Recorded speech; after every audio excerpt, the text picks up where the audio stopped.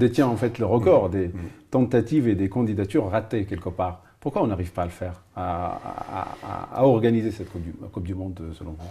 Parce que peut-être une question de lobbying aussi, lobbying. Parce que généralement, quand on est candidat, soit on a bien assuré son lobbying et donc on sait qu'à 70 ou 80%, on va avoir la compétition. Hein.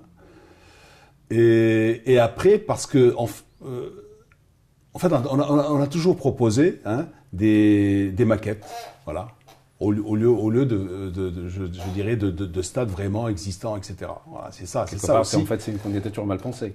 Mal pensée.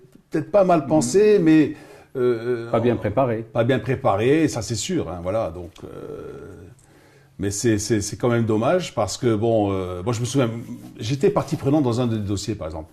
C'était en 98 avec le regretté maître Samlali qui était ministre des Sports à l'époque. Et finalement on avait perdu très peu de voix. Et ça nous avait coûté beaucoup moins cher que ce qu'ont coûté les dernières. Les dernières candidatures. Et pourtant, si je vous balance un chiffre, par exemple, je vous dis que l'agence italienne qui nous avait suivis à l'époque a envoyé une facture de 1 400 000 dirhams au ministère de la Jeunesse et des Sports. C'est ce qu'a coûté tout le dossier. C'est rien. C'est absolument rien. Et pourtant, à trois voix près, on passait. Et puis celle de 2010 avec la France en face. Oui, 2010, bon là c'est...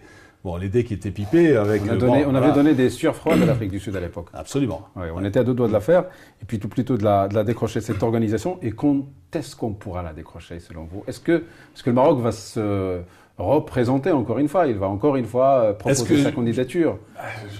Bien sûr, il faudrait. Mais je pense qu'il faudrait y aller par étapes aussi. On pourrait peut-être organiser un championnat du monde féminin, un championnat du monde des U23 par exemple, ou des U21, ou voilà, et faire voir aux gens que nous sommes... C'est vrai que nous avons des capacités extraordinaires à organiser les choses. Si on se réfère par exemple à la COP 22 par exemple. Donc, mais bon, une Coupe du Monde c'est quand même autre chose. Et puis une Coupe du Monde c'est aussi...